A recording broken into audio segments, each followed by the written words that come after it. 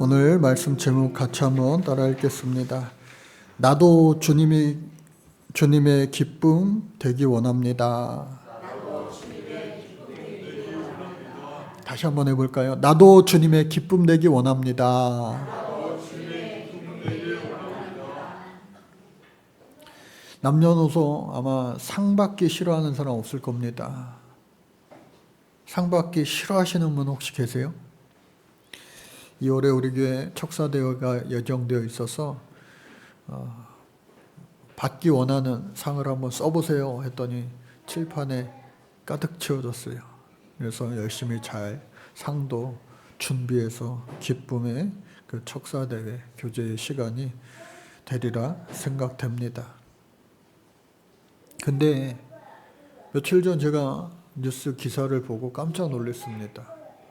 올해 90 되시는 분, 국민 배우, 이번 KBS 연기 대상의 주인공 이순재 할아버지가 너무 이제 잘 어울려요. 제가 어렸을 때도 물론 할아버지 역할로 이렇게 많이 나오셨지만 지금은 정말 할아버지 해도 괜찮을 것 같아요. 많이 연세 드신 모습이죠. 근데 시상식 소감이 또 화제가 되었어요. 뭐라고 소감을 밝히셨느냐? 오래 살다 보니 이런 일도 있네요. 한번 해볼까요? 오래 살다 보니 이런 일도 있네요. 그러니까 여러분들 아무리 힘들고 어려워도 끝까지 힘내시고 끝까지 살면 어떻게 해요? 쨍하고 해뜰 날 올게 될 줄로 믿습니다. 근데요, 제가 이 기사를 보고 세 번 깜짝 놀랐어요. 처음은 야, 벌써 90 되신 거야? 야, 가끔가다 저도 그런 생각해요. 우리 권사님들 보면서 저 연세에 제가 저만큼 건강할 수 있을까? 그런 생각 가끔가다 합니다. 그러니까 여러분들 모두가 건강관리 잘 또 하셔서 90세까지 건강의 복을 누릴 수 있기를 또한 주님 이름으로 축복합니다. 근데 제일 놀라웠던 사실 하나는 뭐냐? 이분이요, 국민 배우인데, 그리고 옛날 그 인기 많던 많은 드라마, 뭐 지붕 뚫고 하이킥,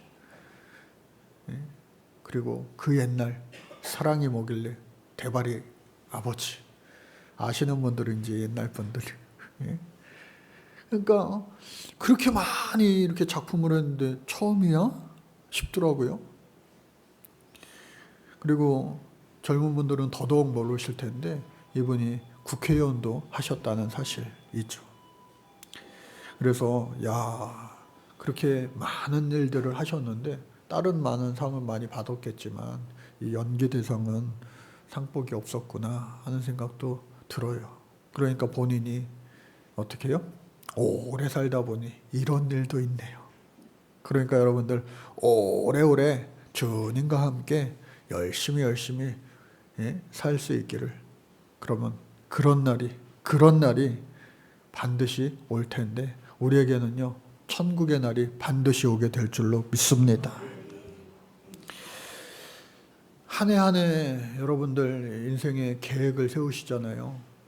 10대 때부터 인생 그래프라고 하는 거를 중학교 어느 선생님이 알려주셔가지고, 도덕 선생님이셨는데 그 선생님이 알려주셔가지고 그때 이후서부터 항상 매년, 그리고 시간 뭐 종종 날 때마다 인생의 제 그래프를 한번 써보는 거예요. 10대로 어떻게 살 것인가, 또 나의 20대로 어떻게 살 것인가, 그리고 30대는 어떻게 살 것인가, 또 40대는 어떻게 살 것인가,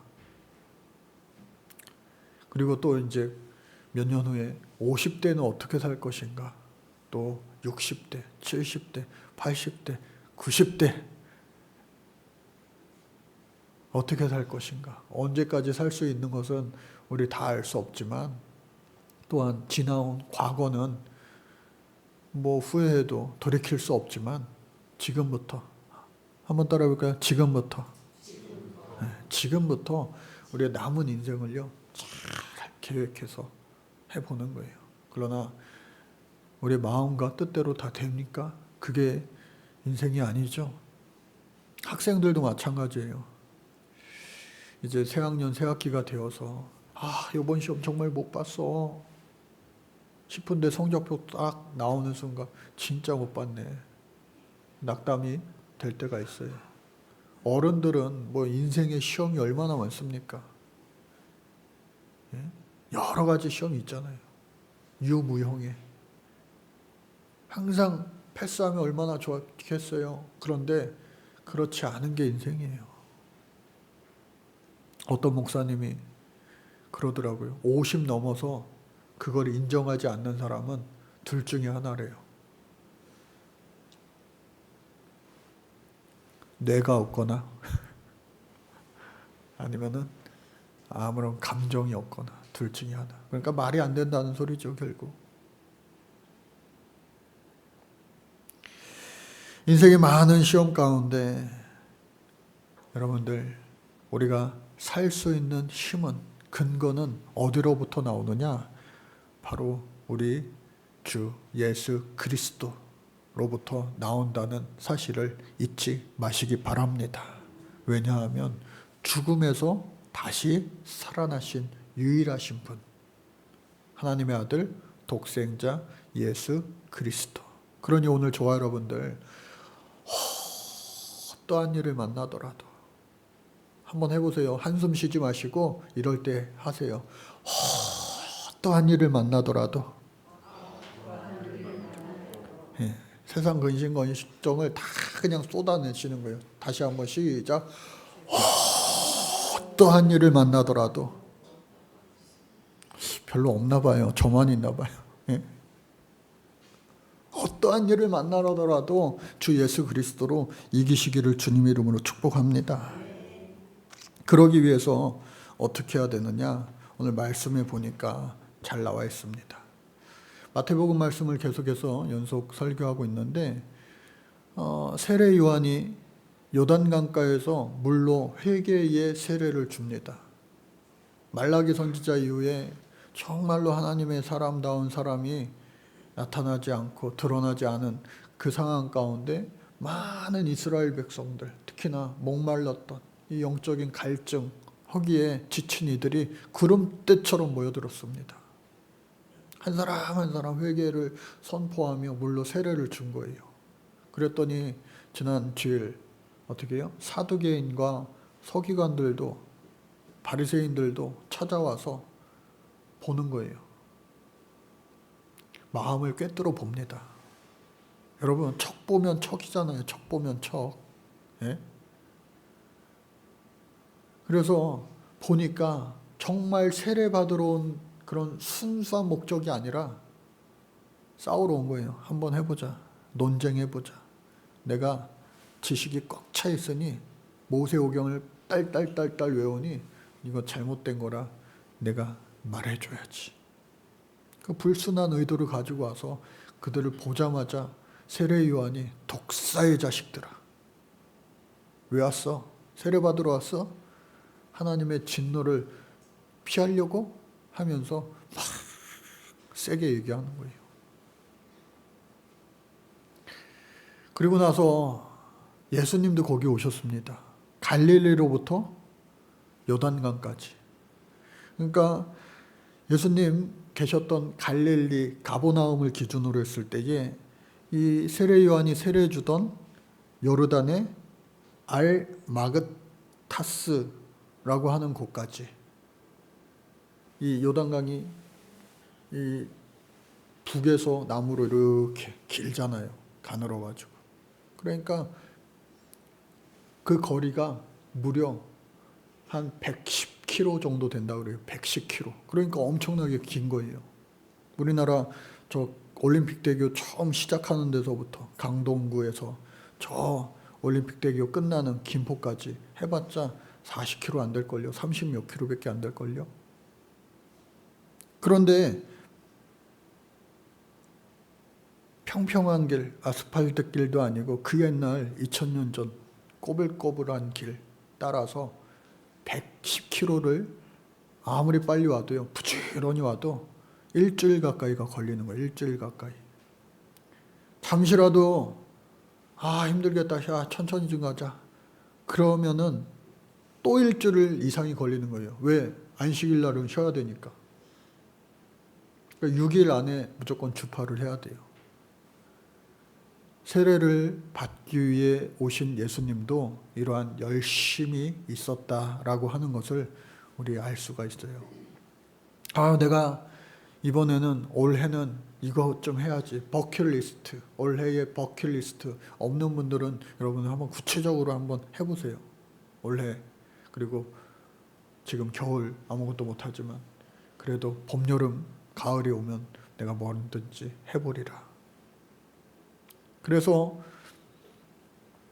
이 예수님이 상상만 하신 것이 아니라 직접 어떻게 해요? 그 일주일 길을 걸어가신 거예요. 드디어 세례 요한을 만났습니다. 세례 요한, 많은 사람들 틈에서 나도 세례 받으러 왔으니 나에게 세례를 주시오 라고 했더니, 여러분, 세례 요한이 괜히 세례 요한이겠어요? 세례 요한은요, 꿰뚫어 보는 거예요. 꿰뚫어 보는 거. 우리의 속마음 깊은 곳까지 다 아시는 주님 아니겠습니까? 여러분, 오늘 예배 시간에 우리가 이렇게 모였는데 어떤 이유로 오셨습니까? 왜 오셨습니까? 다양할 수 있죠. 편차가 있을 수 있죠. 그러나 가장 우선순위, 이유와 목적은 오늘 말씀 제목처럼 주님의 기쁨 되기 원합니다. 참된 예배자로서 하나님 앞에 영광된 기쁨의 예배를 올려드리는 예배자 되기 원합니다. 곧 있으면 구정연휴, 설날 연휴가 되는데 부모님을 비롯하여 일가 친척을 만날 때에 서로에게 기쁨이 되고 감사가 되고 위로가 되고 격려가 되고 한다면 얼마나 좋겠습니까? 매 주일마다 우리가 하나님과 나와의 관계가 그러한 관계가 될 수 있기를 주님 이름으로 간절히 축복합니다. 그래서 왔는데 세례 요한이 예수님이신 걸 알고, 나보다 더 높으신 분인데 당신이 나에게 세례를 주셔야지 어떻게 감히 내가 당신에게 세례를 베풀 수 있겠습니까? 안 됩니다. 그런데 예수님께서 먼 곳까지 이렇게 오셨는데 그 품으신 뜻을 그래 그러면 내가 너 줄게 하지 않으셨어요. 그러니까 열정도 있어야 되고요. 또 처음 품은 뜻을 이루어 나가는 추진력도 있어야 돼요. 열심과 추진력.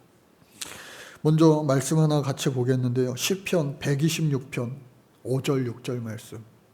너무나도 유명한 말씀이죠. 시작. 눈물을 흘리며 씨를 뿌리는 자는 기쁨으로 거두리로다. 울며 씨를 뿌리러 나가는 자는 반드시 기쁨으로 그 곡식단을 가지고 돌아오리로다. 여러분, 이 시의 배경을 알면은 어떤 느낌인지 더 잘 아실 거예요.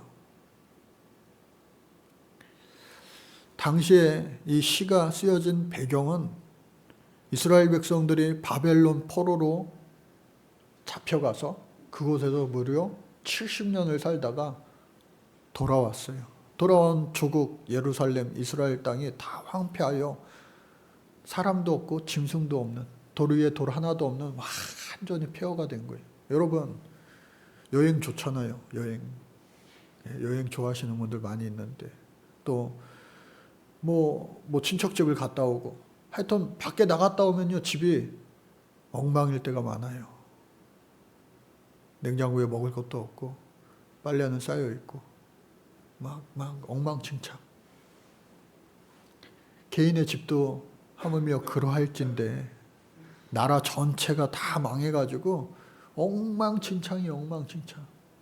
그러니까 그 옛날 정말 이 한국 전쟁 끝나고 얼마나 나라가 엉망진창이었을까. 그런데 그 엉망진창인 그 상황을 보면서 망연자실하고 포기하고 많은 그런 사람들이 있는가 반면에, 이야, 다시 모든 것을 처음부터 다시 시작할 수 있는 기회다 생각하는 사람이 있었잖아요. 우크라이나 전쟁이 끝나면은 야, 기회다 하면서 막 달려들 준비를 하는 많은 사업가들도 분명 있을 거예요. 또 남북한 통일이 되면은 야, 저 북한 땅 저거 어떡하냐, 우리가 먹여 살려야 되나, 그런 걱정이 앞서는 분들도 있겠지만 기회다. 저곳에 가서 사업을 해야지, 예? 교육을 해야지, 의료를 해야지, 또 우리는 어떻게 해요? 선교해야지, 복음 전해야지. 그러한 준비하는 사람들이요, 이미 오래전부터 있다는 사실입니다. 그래서 무엇을 하든지 어떠한 일을 하든지 저절로 되는 게 얼마나 있겠어요. 우리 인생에 로또가 얼마나 있겠어요. 근데 실제로 또 우연찮게 로또가 되더라도요, 그 끝까지 행복한 사람 별로 없더라고요. 불행해지잖아요. 그러나 눈물을 흘리며 씨를 뿌리는 자가 결국에는 가서는 기쁨으로 단을 거둘 때에 어떻게 해요? 그 곡식단을 통하여서 오래오래 기쁘게 많은 사람들을 기뻐 이롭게 하며 하는 삶을 사는 일들이 많다는 거예요. 벼락부자보다, 졸부들보다 어떻게 해요? 자수성가한 사람들이 정말로 마지막 때에 막 어렵게 또 모은 재산을 막 사회에 환원하는 그런 좋은 일도 심심치 않잖아요. 그래서 오늘 저와 여러분들 어떠한 일, 비단 뭐 경제적인 그런 차원이 아니라 모든 차원에 있어서 눈물로, 자식들 키울 때도 마찬가지 아니에요? 자식 농사 짓는 거 제일 어려운 농사가 자식 농사라고 하잖아요.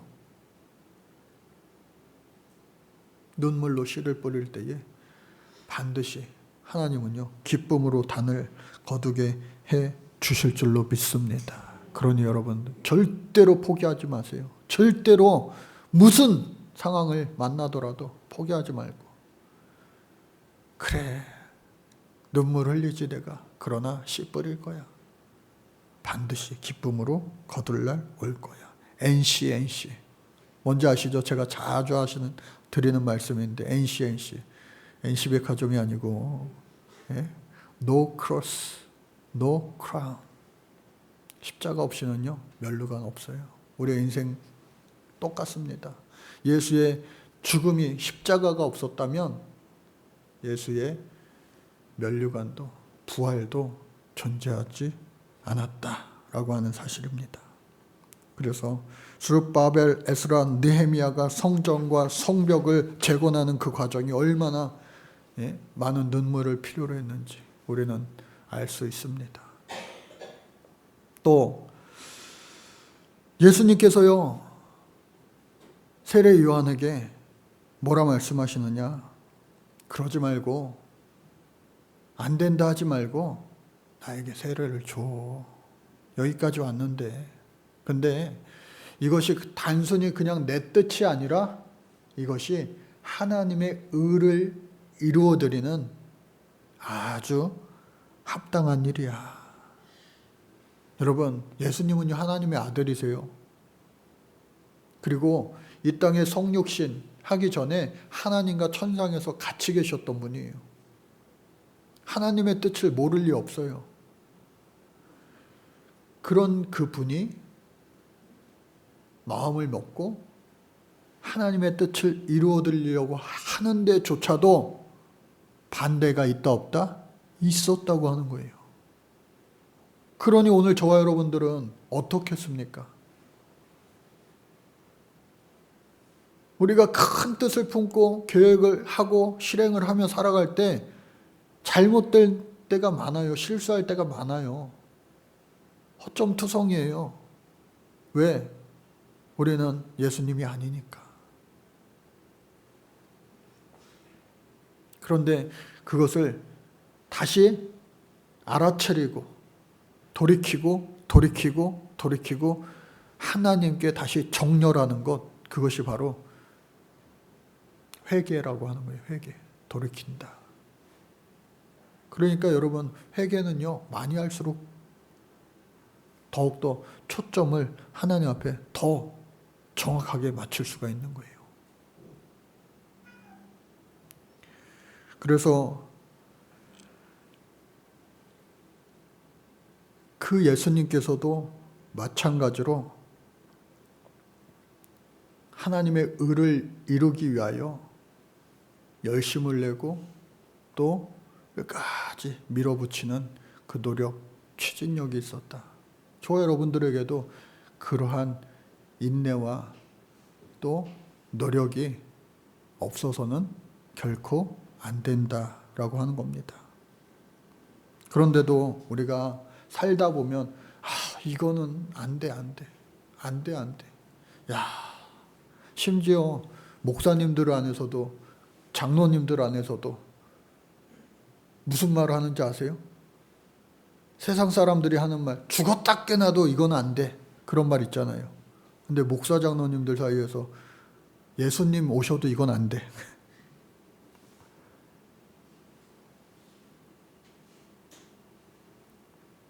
왜 그럴까요? 그만큼 세상 살기가 쉽지 않다는 거예요. 그만큼. 우리가 기도해도 안 되는 기도. 사도 바울이 얼마나 많이 자신의 가시를 위해서 기도했습니까? 내 은혜가 되게 족하구나. 그러니까 우리가 살면서 나의 뜻과 하나님의 뜻이 일치하지 않는 기도를 할 때 때로는 하나님이 그래, 아유 됐다, 아유 그만해, 들어줄게 하실 때도 분명히 있어요. 야복강가의 그 야곱의 기도, 그래서 그 이름이 이스라엘로 바뀐, 그러나 우리는 그렇게 기도하지도 못할 뿐더러 우리가 정말로 그 잘못된 기도를 응답함으로 말미암아 오히려 그 응답이 우리에게 복이 되는 것이 아니라 화가 될 수도 있기 때문에 하나님은 들어주시지 않는 경우가 많고 또 가장 좋은 때에 우리에게 응답을 주시는 겁니다. 왜? 전능하신 하나님이시기 때문에. 또 하나의 말씀을 소개해 드립니다. 마가복음 9장 23절이에요. 같이 읽겠습니다. 시작. 예수께서 이르시되 할 수 있거든이 무슨 말이냐? 믿는 자에게는 능히 하지 못할 일이 없느니라. 이 말씀도 우리가 너무나도 잘 아는, 그리고 힘이 되고 은혜가 되는 그런 말씀이에요. 이 말씀의 내용은 아들이요 귀신 들린 거예요. 현대적으로는 병이라고 할 수 있죠. 몹쓸병에 걸려서 당시에 의원이 있었어요. 약도 있었어요. 뭐 민간요법 두루두루 모든 것이 다 있었을 거예요. 사랑하는 아들을 위하여서 다 해본 거예요. 야, 우리 권사님들 중에도 병원 한 군데 가서 안 되면은 이 병원 가보고 저 병원 가보고 요 병원 가보고 막 병원을 다 다녀도 잘 안 되는 그런 아픔이 있잖아요.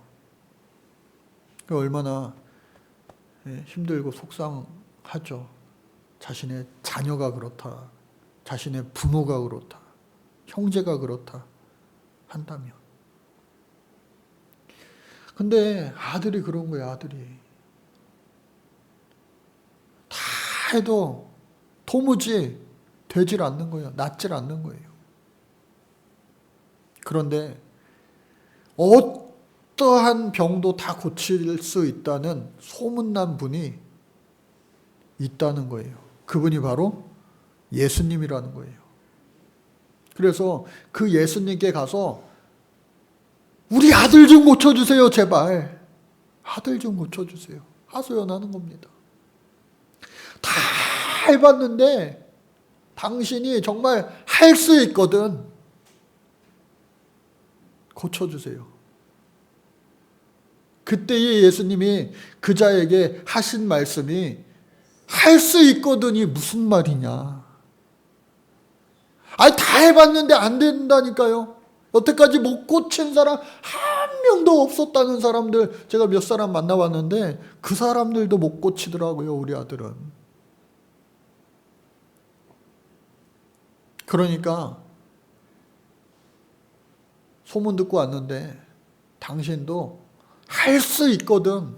제발 내 아들 좀 고쳐주세요. 그때 예수님께서 하신 말씀이 할 수 있거든이 도대체 무슨 말이냐. 믿는 자에게는 능히 하지 못할 일이 없느니라 말씀하신 거예요. 그러면서 못된 병에 걸린 그 아들을 고쳐주셨어요. 오늘 저와 여러분들 안 되는 거 있잖아요. 찬양도 있잖아요. 내 힘으로 안 될 때. 예? 하려고 하는데 좀 계속 안 되는 거. 될 듯 하면서 안 되는 거. 예? 그때에 주님 말씀하시는 거예요. 무슨 말이냐. 믿는 자에게는 능히 하지 못할 일이 없다. 그래서 그 아들이 낫게 되었습니다. 할렐루야. 그러고 나서 결론의 말씀이 바로 29절 말씀이에요. 29절 말씀. 시작. 이르시되 기도 외에 다른 것으로는 이런 종류가 나갈 수 없느니라. 그러니 우리가 해야 될 건 뭐예요? 기도구나. 기도밖에 없구나 하는 말들이 기도를 통하여 그 응답을 해결함을 맛본 사람들이 고백하는 거예요. 기도밖에 없구나 이래서. 성경 말씀 우리가 많이 지식적으로 알고 해도 그것을 붙잡고 하나님 앞에 간절히 부르짖고 간구하지 않는다면 아무 소용없는 거예요. 우리가 하나님 앞에 간절히 부르짖는데 또 하나님의 뜻을 분별하지 못하고 그냥 하나님이 원치 않는 거 붙잡고 금식 며칠 막 밤낮 철야 해도 하나님이 널 위해서 내가 예스가 아니라 노를 하는 거야. 여러분 아무리 어린아이가 떼쓰고 해도 저 들판에서 독성이 있는 버섯을, 꽃을 그리고 나무를 따서 어린아이에게 주겠습니까? 왜? 그것을 손에 잡는 순간 입으로 갈 것이 뻔한데. 그러면은 그 이후의 사태는 뻔한데.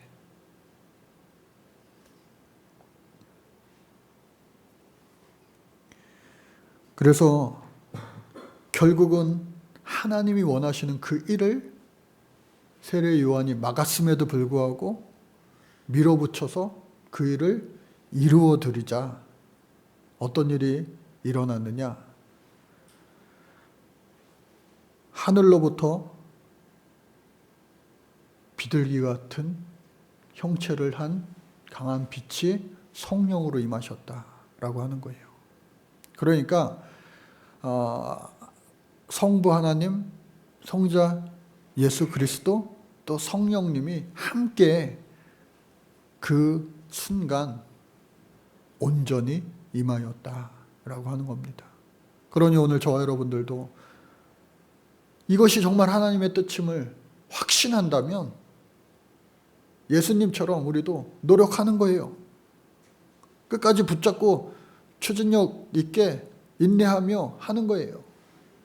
그럴 때에 내 힘으로 안 되는 그 부분을 성령께서 도우심으로 말미암아 결국엔 하나님이 영광을 받아주시는데, 그때에 하늘문이 열리고 성령이 비둘기같이 임하고, 그리고 어떻게 해요?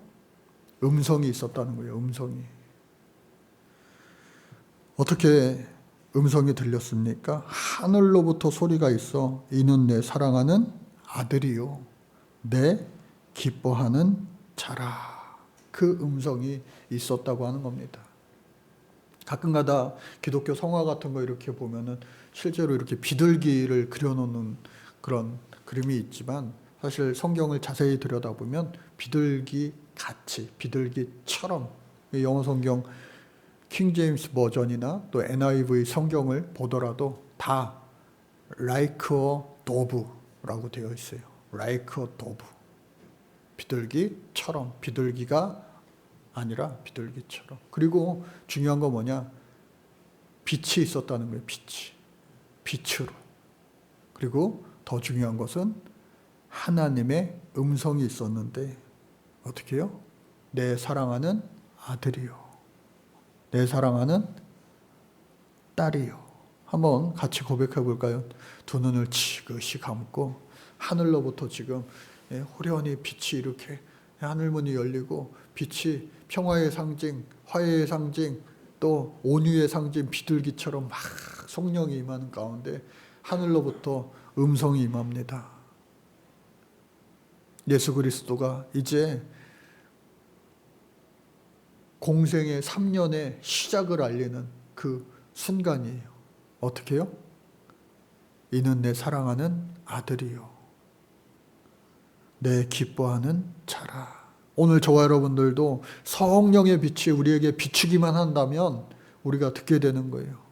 다시 한번 깨닫게 되는 거예요. 뭐예요? 너는 내 사랑하는 아들이야. 너는 내 사랑하는 딸이야.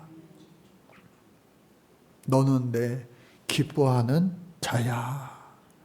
그 음성을 저 여러분들 성령의 충만함으로 말미암아 언제나 잊지 않고 살아갈 수 있는 오늘 저와 여러분들 모두가 다 되어질 수 있기를 간절히 바랍니다.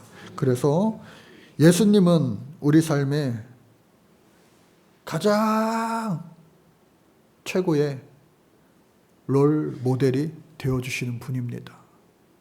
감히 우리가 그분과 같이 똑같이 살 수는 없지만 성경의 많은 인물들을 생각하면서 내가 좋아하는 사람 있잖아요. 내가 닮고 싶은 사람, 또 내 성향과 비슷한 사람, 뭐 한 명이 아니어도 좋아요. 여러 명이어도 상관없어요.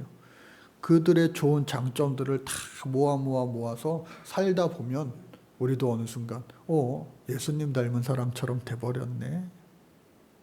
진짜 그리스도인 예수님의 사람으로 어느 순간 나도 변화된 삶을 살고 있어.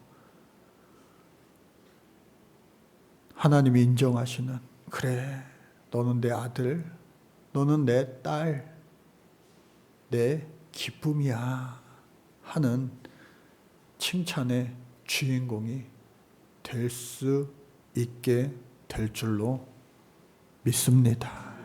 우리의 인생 끝 이미 정해져 있지만 올 한 해에 모든 매일매일 순간순간이 하나님의 아들임을, 하나님의 딸임을 잊지 마시고 주님의 기쁨으로 살아가는 날들로 가득 채워질 수 있기를 주님 이름으로 축복합니다. 하나님 감사합니다. 부족합니다. 연약합니다. 또 때로는 절제할 수 없어 넘치기도 합니다. 이런 우리에게 하나님의 뜻을 분명히 알 수 있게 지혜를 주시고 분별하게 하셔서 그 하나님의 뜻을 온전히 붙잡고 열심으로 수고로 땀 흘려 결국은 기쁨으로 단을 거두어 하나님 앞에 영광된 삶을 살아갈 수 있는 주님의 기쁨 되게 하여 주옵소서. 예수님의 이름으로 기도드립니다. 아멘.